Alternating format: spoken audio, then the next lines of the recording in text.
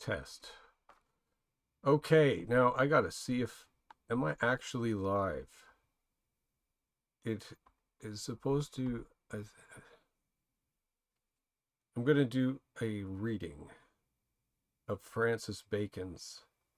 I'm going to do a reading of Francis Bacon's essays that will go along with the recent upload I did of his essay of truth, the first of his umpteen essays in his book Essays, his book of essays that he expanded throughout his life, latter 20 years of his life. So, and I also have a Word document or so that I can edit it as I go along. Want to copy and paste.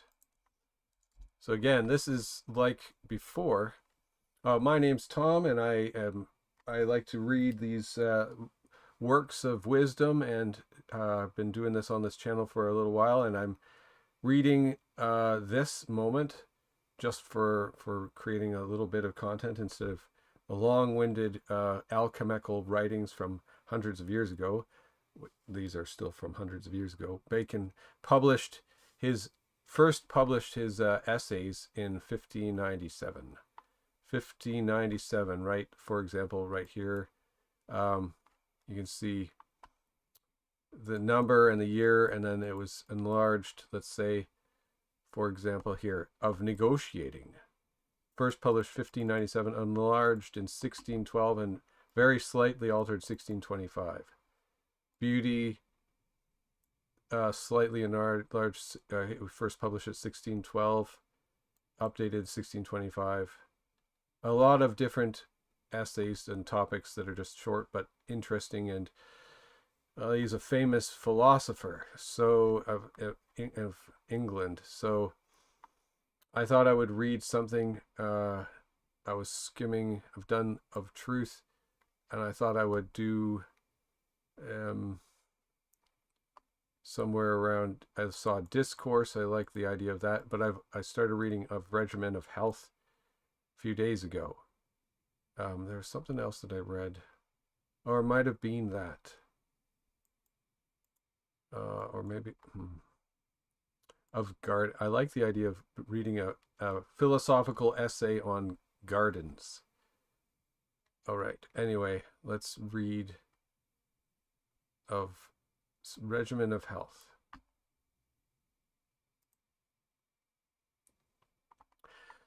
All right, this is how long it is, that wall of text.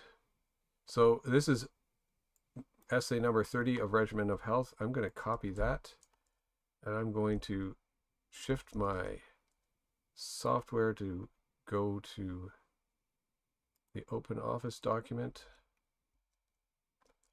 paste it in here, and I'm going to break it up so it's easier to read. Oh, look at that. Look, that whole block of text fills the entire page right to the last line. That is very, very like, that's a funny coincidence. Okay, so there is a wisdom in this beyond the rules of physics. A man's own observation, what he finds good of, and what he finds hurt of, is the best physic to preserve health.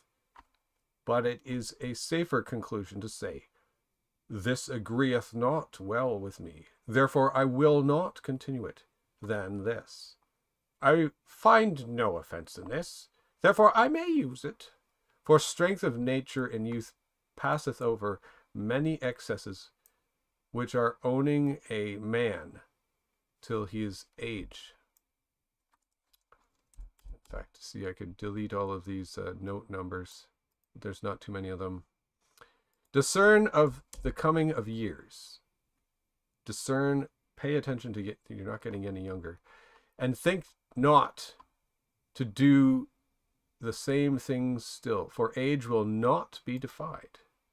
Beware of sudden change. Beware of sudden change in any great point of diet, and if necessity enforce it, fix the rest to it.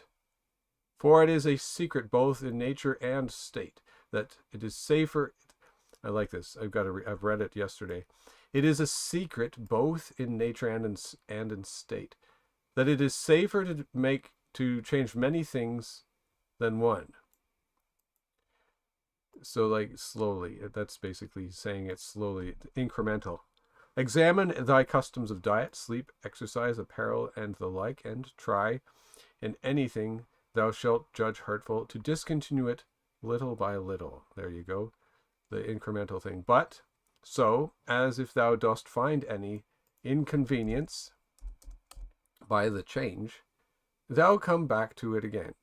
For it is hard to distinguish that which is generally held good and wholesome from that which is particularly good and fit for thine own body. Let me read that again. Let's see. Examine thy customs of diet, sleep, exercise, apparel, and the like, and try in anything thou shalt judge hurtful to discontinue it little by little. But so, as if thou dost find any inconvenience by the change, thou come back to it again. For it is hard to distinguish that which is generally held good and wholesome, from that which is good particularly, and fit for thine own body. To be free-minded and cheerfully disposed at hours of meat and of sleep and of exercise is one of the best precepts of long-lasting. I like how it says long-lasting instead of living long. Is one of the best precepts or high vitality throughout late age, staying healthy. As for the passions and states of the mind, avoid envy, anxious fears, anger, fretting inwards, fixating on harms done, subtle and naughty inquisitions. I love that, naughty inquisitions. Joys and exhilarations in excess, sadness not communicated. Entertain hopes, mirth rather than joy, variety of delights rather than surfeit of them, wonder and admiration, and therefore novelties, studies that fill the mind with splendid and illustrious objects, as histories, fables, and contemplations of nature. If you fly physic in health altogether, it will be too strange for your body when you shall need it. If you make it too familiar, it will work no extraordinary effect when sickness cometh. I commend rather some diet for certain seasons than frequent use of physic, except it be grown into a custom. For those diets alter the body more, and trouble it less. So eat well. Eating well is better than exercising constantly. To make up for not eating well, I would say. There you go. This is pretty wise. Despise no accident. Okay, actually, you know what I'm going to do is make a new line break. Despise no new accident in your body, but ask opinion of it. In sickness, respect health principally, and in health, action. For those that put their bodies to endure in health may, in most sicknesses, which are not very sharp, be cured only with diet and tendering. Celsus, that might be Paracelsus, I don't know. Celsus could never have spoken it as a physician. Paracelsus, let's say, perhaps. Celsus could never have spoken it as a physician, had he not been a wise man withal, when he giveth it for one of the great precepts of health and lasting, that a man do vary and interchange contraries, hot drinks and cold drinks. I do that all the time, but with an inclination to the more benign extreme.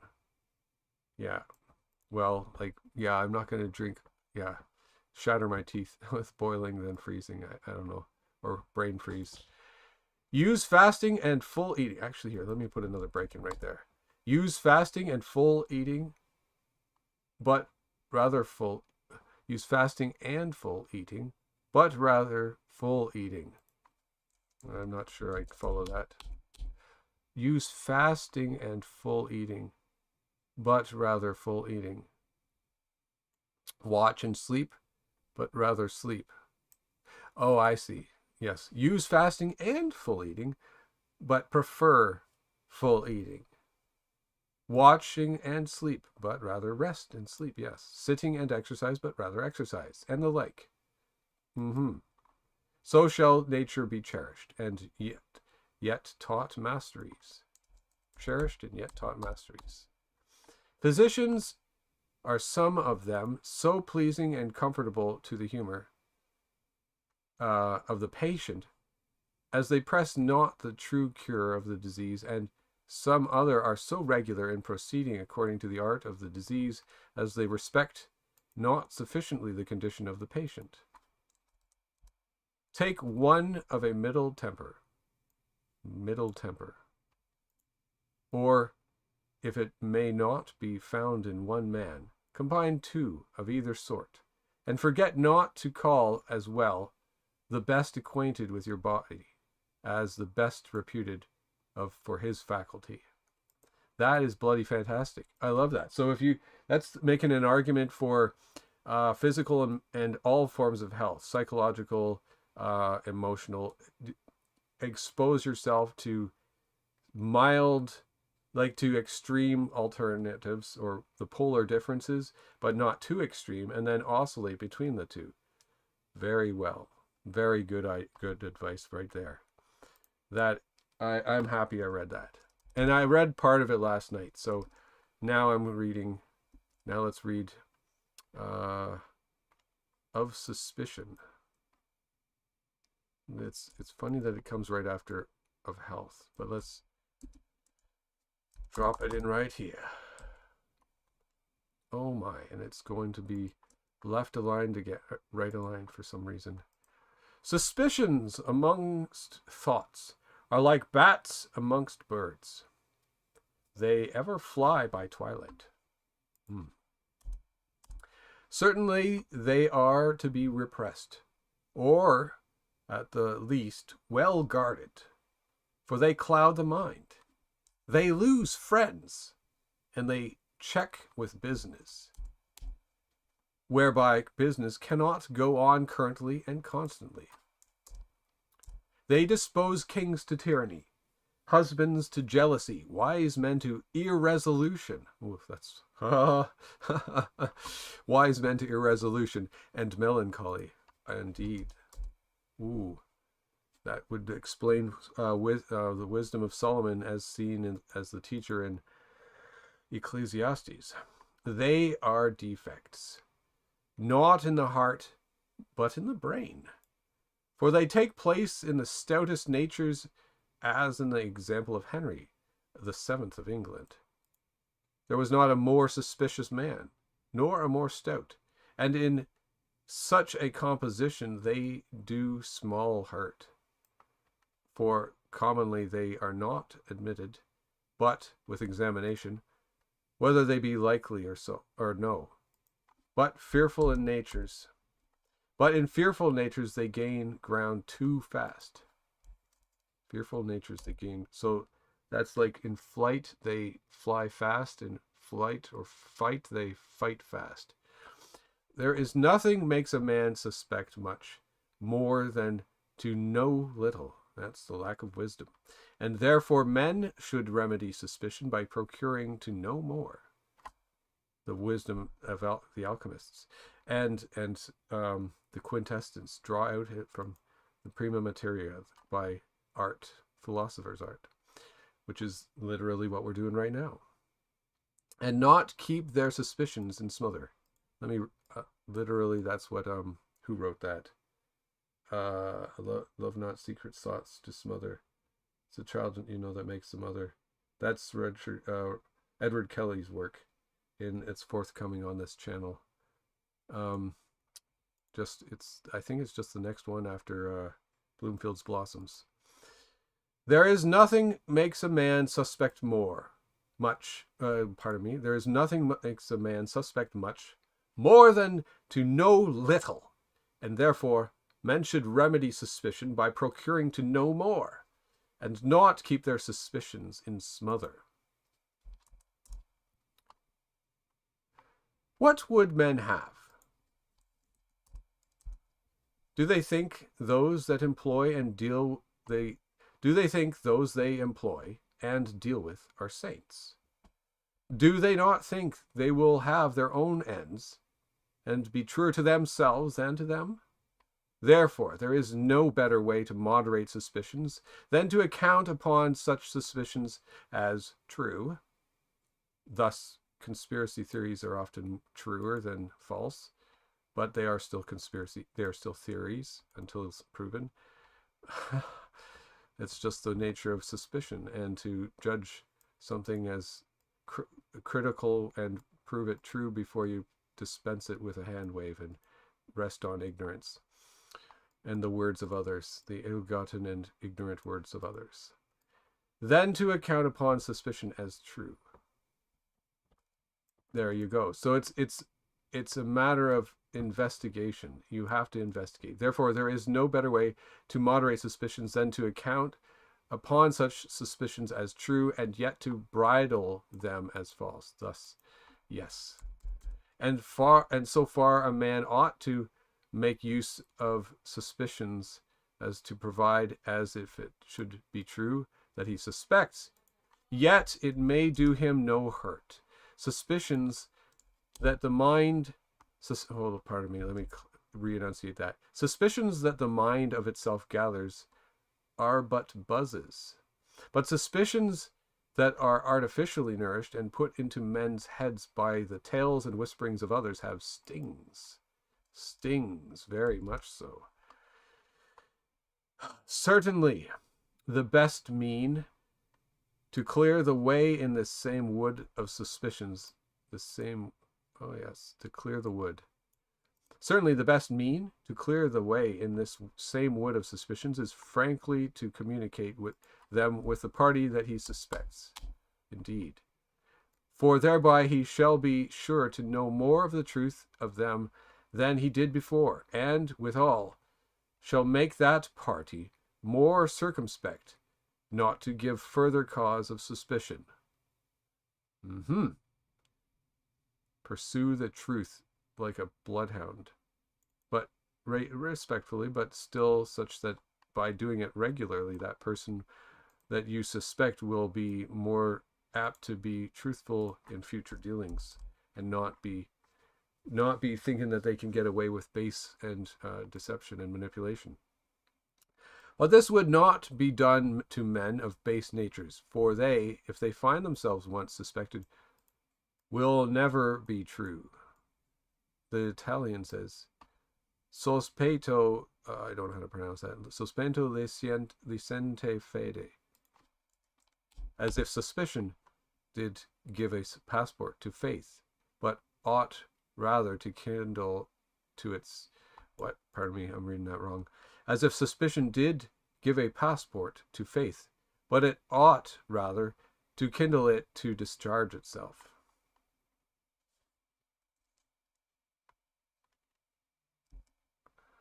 Of Discourse.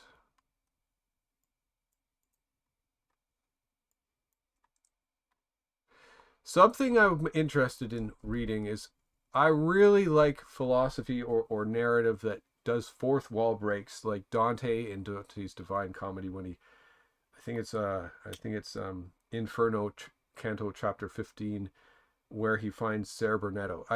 That's possibly my favorite canto so far in Hell. So there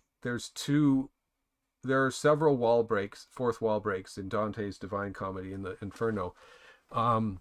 But he talks to Ser Bernetto, and Virgil comments to Dante about in hearing of what Bernetto's saying, and it's on the nature of writing down things. And if a person does a word study on the Bible, the Bible is massive, then it does a word study searching the entire Bible using, online searches, search engines for the word right, there's a lot of words. You can learn a lot by reading in the Bible where it cites or refers and uses the word right. WRITE, not RIGHT. Of discourse. Some in their discourse desire rather commendation of wit, in being able to hold all arguments, than of judgment, in discerning what is true. As if it were a praise to know what might be said, and not what should be thought. Some have certain commonplaces and themes, wherein they are good, and want variety, which kind of poverty is for the most part tedious, and which it is once perceived ridiculous. The honorablest, there you go, there's a word. The honorablest part of talk is to give the occasion, and again to moderate and pass to somewhat else. For then a man leads the dance. I fully acknowledge that. You moderate what you say, like he who is of small words. I don't remember that line, sorry. It is good in discourse and speech of conversation to vary and intermingle speech of the present occasion with arguments, tales, and reasons, asking of questions and telling of opinions, and jest with earnest. Also, talking with different tones of voice, and not being very funny, like mechanical and not very mechanical and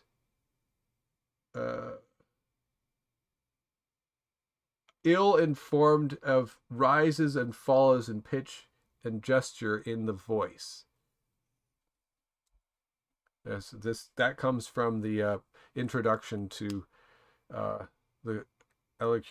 popular elocutionist and reader from 1905, my 1905 edition that's up on my shelves behind me. Okay, it is good in discourse and speech of conversation to vary and intermingle speech of the present occasion with arguments, tales, and reasons, asking of questions and telling of opinions, and jest with earnest.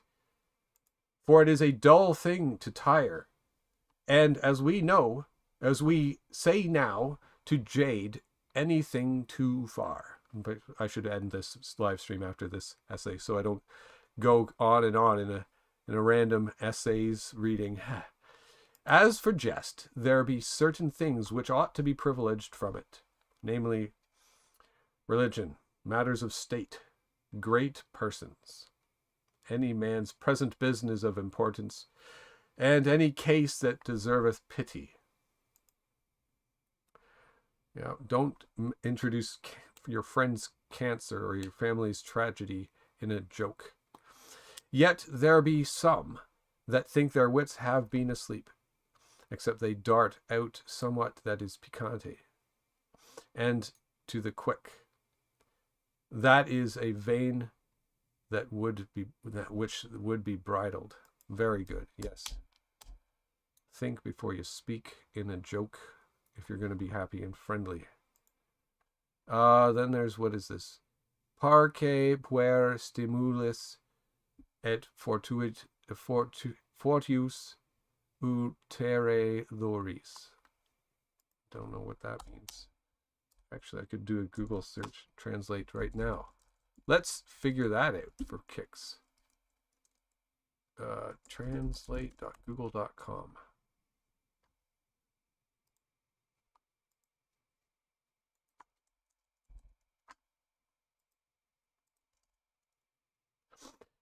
Parce puer stimulis et fortuis utere loris, using sparingly child spurs and stronger leashes. Don't know what that means. It's a little bit awkward. So maybe that means spare the rod, spoil the child. All right, let's go back to my... yeah, maybe that means that we have to bridle ourselves in our speech and jokes. And generally, men ought to find the difference between saltness and bitterness. Okay. That's definitely something I should note to self. Be salty but not bitter. Not be bitter in my saltiness. Interesting. Sometimes I get angry, but I don't like to be bitter. But some days it's, life turns you over and makes the universe is not friendly some days. Certainly, he that hath a satirical vein, as he maketh others afraid of his wit, so he had need to be afraid of others' memory. He that questioneth much shall learn much, and content much, but especially if he apply his questions to the skill of the persons whom he asketh, for he shall give them occasion to please themselves in speaking, and himself shall continually gather knowledge. That's a Socratic investigation. I'm going to bold that. But let his questions not, there we go, it's the counterbalance to being not, against being not excessive. But let his questions not be troublesome, for that is fit for a poser. And let him be sure to leave other men their turns to speak. Nay, if there be any that would reign and take up all the time, I let him find means to take them off, and to bring others on, as musicians used to do with those that dance too long galliards. Let me read that again. And let him be sure to leave other men their turns to speak. Nay, if there be any that would reign and take up all the time, I let him find means to take them off, and to bring others on, as musicians used to do with those that dance too long galliards. If you dissemble sometimes your knowledge of that you are thought to know, you shall be thought another time to know that you know not. If you dissemble sometimes your knowledge of that you are thought to know, you shall be thought another time to know that you know not. Speech of a man's self ought to be seldom and well chosen. That's wise. Ceasing of the eye. I knew one who was wont to say in scorn, "He must needs be a wise man. He speaks so much of himself." And there is but one case wherein a man may condemn himself with good grace, and that is in commending virtue in another. There you go. Especially if it be such a virtue whereunto himself pretendeth. Speech of touch towards others should be sparingly used. Speech of touch. For discourse ought to be as a field, without coming home to any man. I knew two noblemen of the west part of England, whereof the one was given to scoff, but kept ever royal cheer in his house. The other would ask of those that had been at the other's table, "Tell truly, was there never a flout," hold on a second, or a dry blow given?" To which the guest would answer, "Such and such a thing passed." The Lord would say, "I thought he would mar a good dinner." Discretion of speech is more than Discretion of speech is more than eloquence, and to speak agreeably to him with whom we deal is more than to speak in good words or in good order. A good continued speech without a good speech of interlocution shows slowness, and a good reply or second speech without a good settled speech showeth shallowness and weakness. As we see in beasts, that those that are weakest in the course are yet nimblest in the turn, as it is betwixt the greyhound and the hare. To use too many circumstances ere one come to the matter is wearisome. To use none at all is blunt. So I have just read some essays. I've read of health, of the Regimen of Health, of Suspicion, and of Discourse. And I interjected a little bit myself just for fun, and I'm going to end it there. Thank you for watching. If I may do some more of Francis Bacon's essays. These are short and fun, but I'm continuing on with Theatrum Chemicum Britannicum and shortly with the Aeneid.